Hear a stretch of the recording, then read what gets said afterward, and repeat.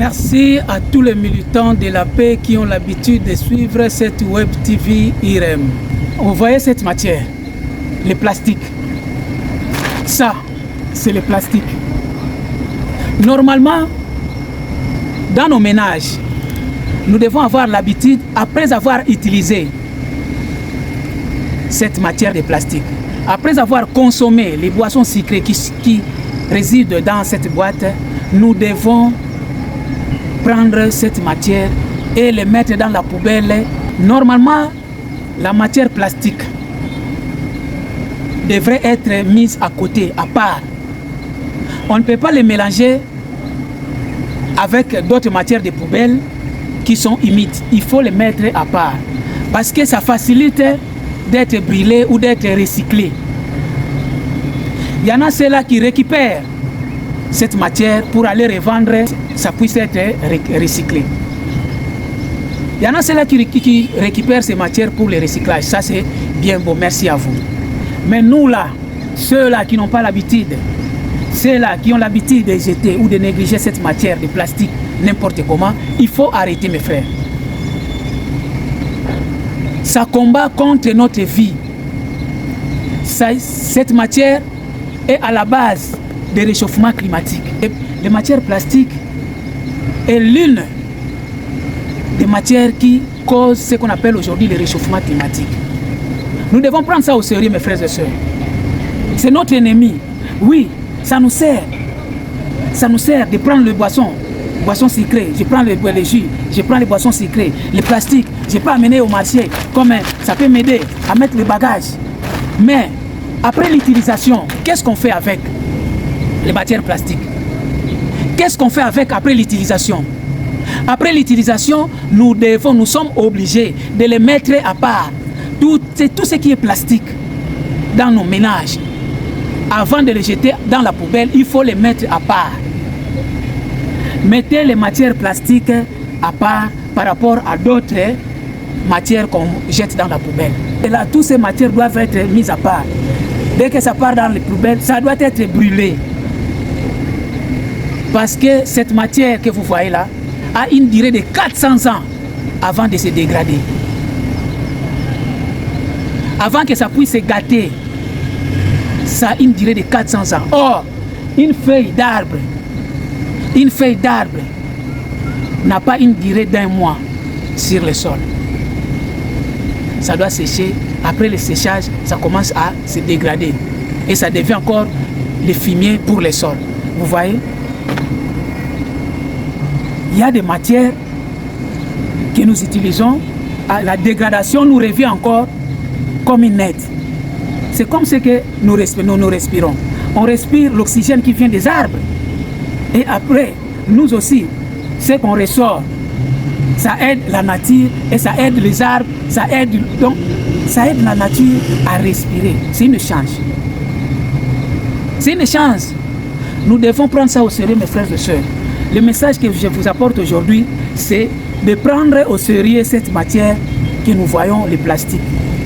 Même dans les écoles, nous devons éduquer les enfants à prendre au sérieux. C'est une arme contre notre santé, ça.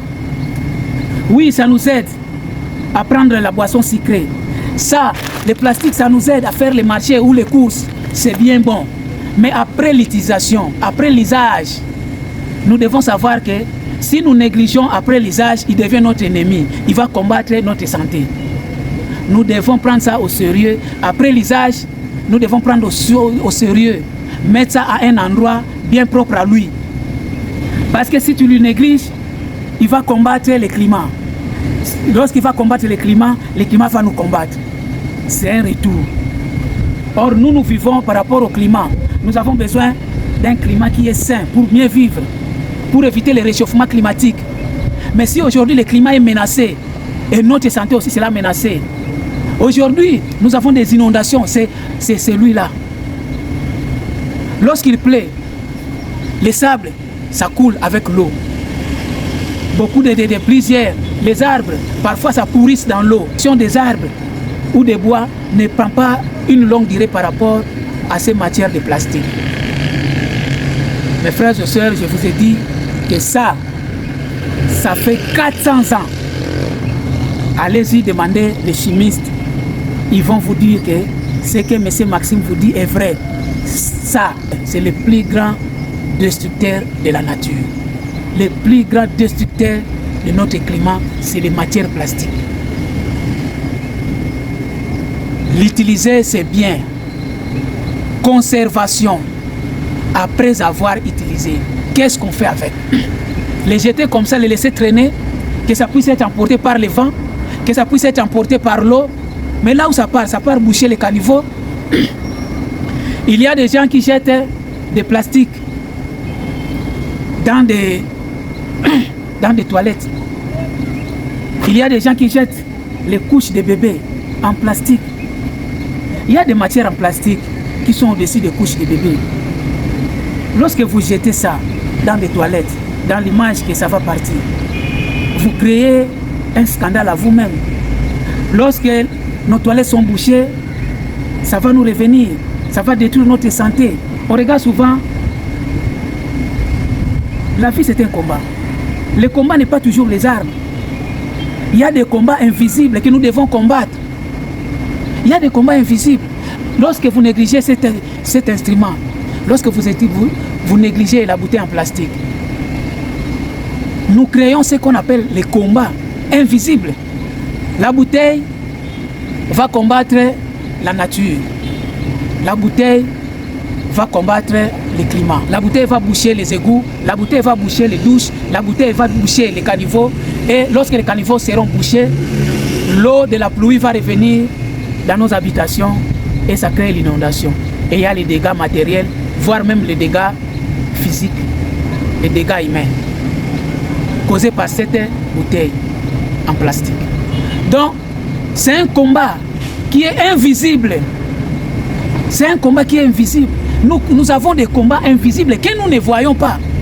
Et aujourd'hui, grâce à Max Luemba qui vous ouvre les yeux, que parfois, ce que nous utilisons peuvent aussi nous combattre d'une autre manière. Mes frères et sœurs, prenons ça au sérieux.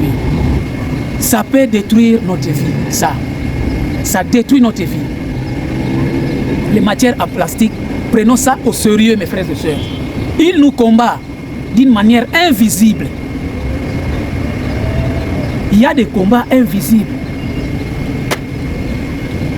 Cette matière en plastique, lorsqu'il est trahi, lorsqu'il se cache sous la terre ou dans des secteurs agricoles, il empêche la reproduction des produits alimentaires. Cette matière en plastique, ça empêche la reproduction des produits agricoles.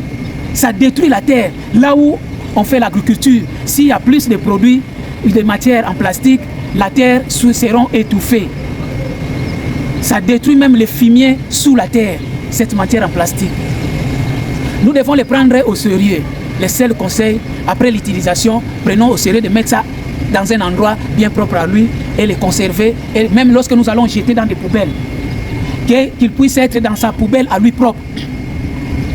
Cette matière, normalement, doit être brûlée après l'usage pour éviter la destruction de la nature. Et Antoine Lavoisier a créé les pesticides en 1874, une année après. C'est toujours dans la recherche et dans l'évolution pour aider la terre à produire des aliments plus vite pour éviter ce qu'on appelle aujourd'hui la carence. Avant que l'ONU puisse accepter que ces produits chimiques puissent entrer en vigueur dans des secteurs agricoles, ils se sont réunis aux États-Unis et après, il y a une personne qui consommait que les produits bio. Et ils ont pris une autre personne qui consommait que les produits à base des engrais chimiques. Ces deux personnes ont été utilisées comme, c'est compris ces deux personnes comme des tests. Ces deux personnes ont été casiées dans des laboratoires. Ils étaient contrôlés et surveillés. Chacun utilisait ce qu'on lui demandait de manger. Ils ont fait passer les tests à ces deux derniers pour savoir quel sera le résultat des produits bio et des produits à base des engrais chimiques.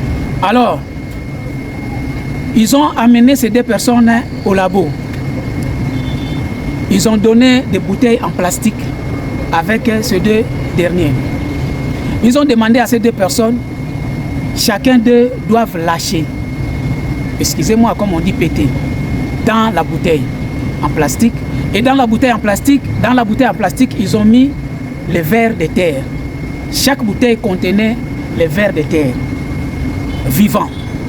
Alors, chacun d'eux a pris la bouteille en plastique avec les vers de terre dedans et il est parti dans la douche, il a lâché dans la bouteille et puis dès que vous lâchez, ou excusez-moi, pété, il faut fermer. Ils ont fait ce qu'on les a demandé, ils ont lâché dans la bouteille en plastique, d'un coup il a fermé. C'est lui qui avait le consommateur des produits bio a lâché dans la bouteille, il a fermé. Le consommateur des produits à base, des produits chimiques, a lâché dans la bouteille et il a fermé. Après, ils ont amené les bouteilles ils ont amené les bouteilles dans les labos. Les ingénieurs, ils ont pris les 2 bouteilles. Mais quelque chose qu'ils ont remarqué, rien que avant que les 2 bouteilles aillent au labo, déjà, parce que les 2 bouteilles étaient marquées. Ils avaient écrit sur les bouteilles en plastique et les bouteilles en plastique étaient transparentes. Alors, rien qu'au moment où ils ont récupéré les bouteilles en plastique, ils ont remarqué la bouteille en plastique. Ils ont remarqué la bouteille en plastique que le monsieur qui consommait des produits à base chimique avait laissé déjà des traces ou des petits éclats, des éclats. Et en même temps, rien qu'avec de l'œil, rien qu'avec la vue, ils ont remarqué que les vers de terre étaient morts d'un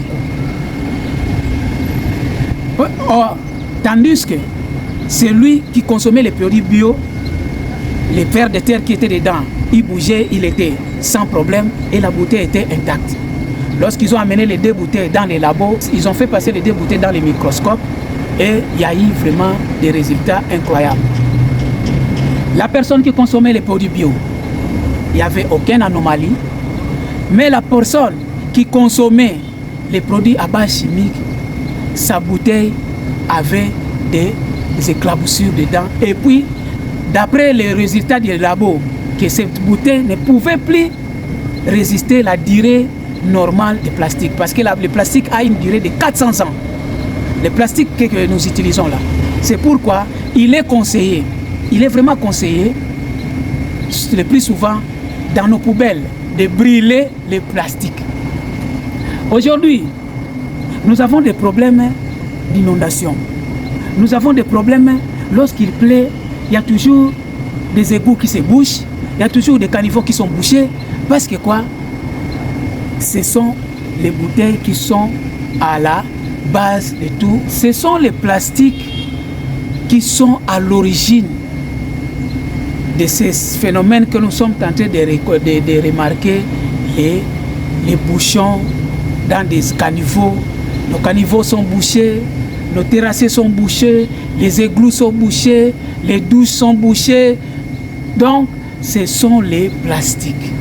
Le plastique est une matière que nous devons prendre au sérieux, mes frères. Aujourd'hui, si nous avons des sérieux problèmes avec l'agriculture, ce sont les plastiques. Normalement, nous devons nous engager à brûler les plastiques dans un endroit, pas n'importe où, parce que vous risquerez de créer des incendies, mais le plus souvent dans des endroits où il n'y a pas de gens, où il n'y a pas de construction, où il n'y a que des poubelles. Il est mieux conseillé d'avoir l'habitude de brûler les plastiques. C'est la seule solution. Aujourd'hui, le plastique est à la base du réchauffement climatique, mais sans que nous puissions le savoir. Je vous dis que les recherches qu'ils ont faites en 1874, avant qu'ils puissent adopter les produits chimiques dans le secteur agricole, avaient déjà démontré les désavantages des plastiques.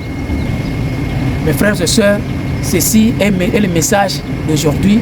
Je vous dis merci et prenons ça au sérieux. À la prochaine numéro. Merci à vous, Max Luenga.